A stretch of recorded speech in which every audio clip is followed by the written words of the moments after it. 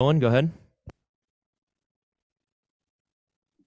Hey Yep. Benson, Dylan Rush with Arizona PBS. Thanks for taking the time. I was just wondering how much it means to be able to fight in Arizona again after last time didn't go your way. And were you surprised that Bellator came back to Arizona so shortly after the last event?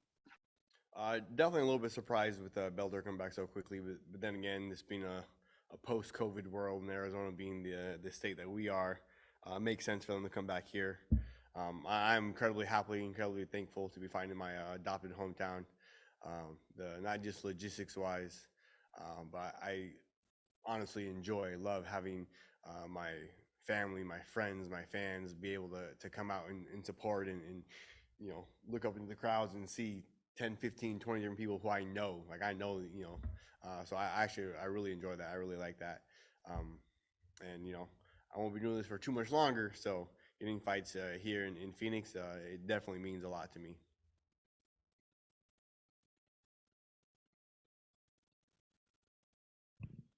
Dylan, go ahead.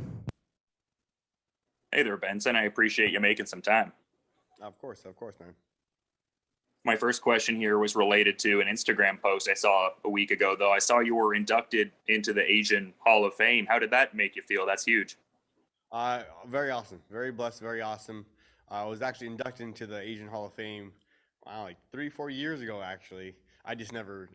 I'm not much of a look at me or show off my accolades type of person, anyways. So I never posted to a whole lot about it. I never said a whole lot about it. But it's an amazing award. Very appreciative of the Asian community and whatnot.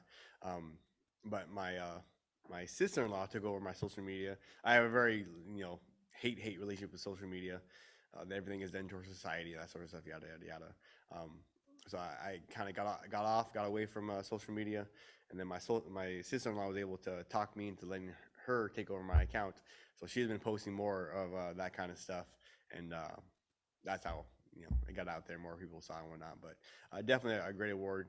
Definitely very appreciative of it, and it does mean a lot to me that I represent a community so strongly. They place so much faith and so much stock in me representing them. I love that. Thanks so much for the insights, man. Much appreciated. Oh yeah, of course, man. Ben, go ahead. Hey, Benson, Ben Davis for Tarps Off Sports. Thanks so much for making some time today. Oh yeah, of course, man. No worries, no worries. So you've spoken in the lead up to this fight about testing Islam's durability and that with a win here, you could be potentially locking up another title shot. What would it mean for you to become a champion again a decade after holding a title? It would mean a lot, man. I think what's his name?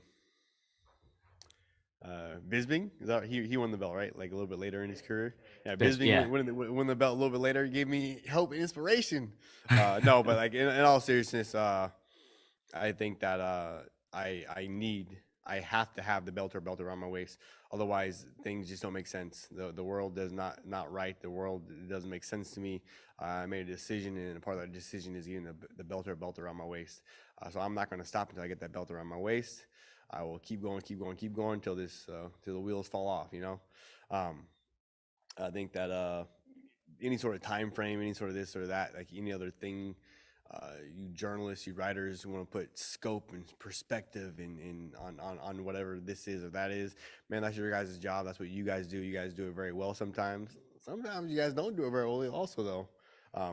But like, I'll leave that to you guys. For me, I just need to go out there and do the things I need to do, get my hand raised to make sure I get that Bellator shot.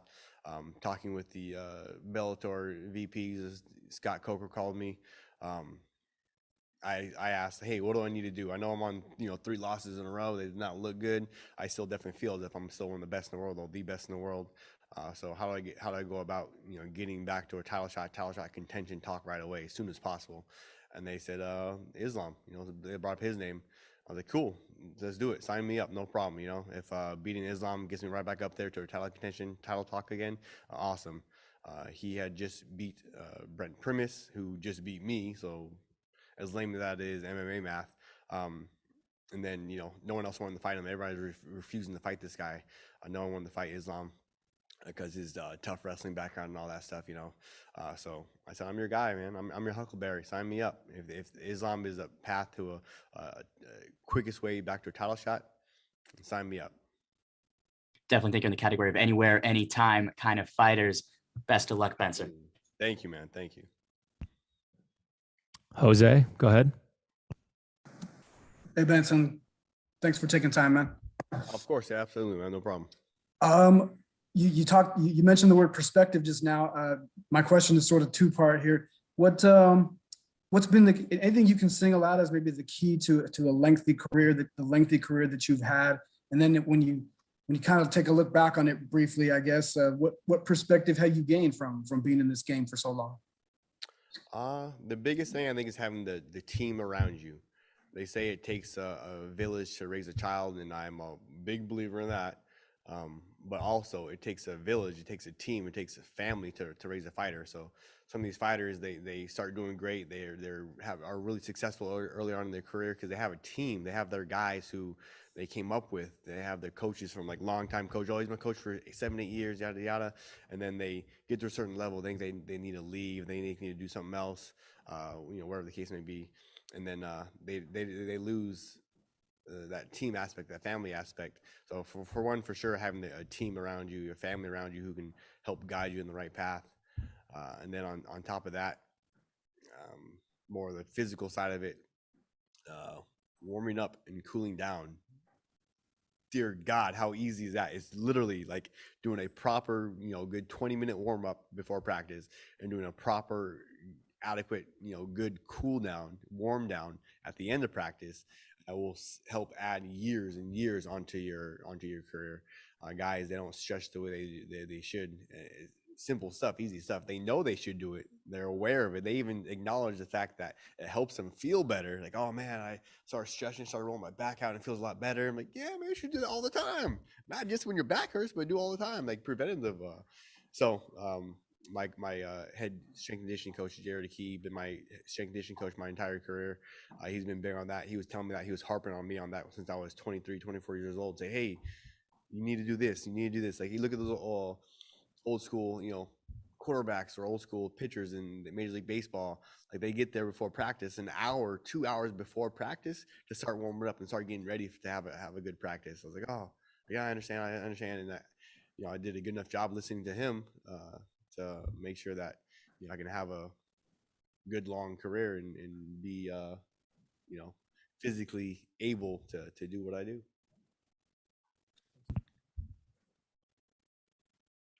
All right, a couple more here, Mike.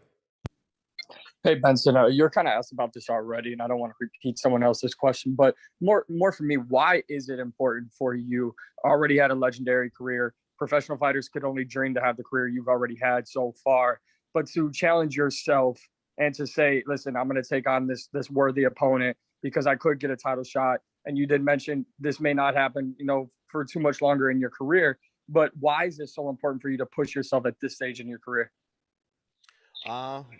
The same reason why it was important to push myself in the beginning, early on in my career, is just always to be the best, period. Whether it's, early on in your career, first few amateur fights, whether it's your, first pro fights, first time fighting for a big organization, you always want to give your best. You always want to be the best. Always want to continue to grow and get better and just show what you've been working on. And for me, this case has stayed the same, 14 years into my career, 15 years, or however long it's been into my career as it was in the beginning stage of my career. The desire to be the best, the desire to get my hand raised, that is paramount to me. That's in everything I do. So it's not just for my career that I have that mindset, but it's in all of my life. In everything I do, I continue to want to be better, to get better. I think I'm an okay husband, but I literally want to be a better husband each and every single day. That's hard. That's tough. Trying to be a better husband every single day. Like, literally, no, I'm not joking. Like, literally be a better husband. 1%. If you tell me you can't be 1% better than you were yesterday, I'm going to say you're lazy. Whether you're a journalist or a reporter, whether you're a street sweeper, whether you're a auto mechanic, doesn't matter what it is you do. You can be 1% better today than you were yesterday, and that's your choice to make. And so for me, that mindset in fighting is pervasive throughout my entire life. Is in my marriage, is in me being a better dad, being 100% better dad every single day, just 1% being better. So I think that's a key for me, having a nice long career and needing to get that third belt around my waist. My wife also asked me to get her a third belt. I remember it, and it was about, I don't know, 5-6 years ago. And I told my wife, I'm going to get you a third belt. I will get my wife a third belt. All right, Benson, that was the last one, man. Thanks for the time. Yep.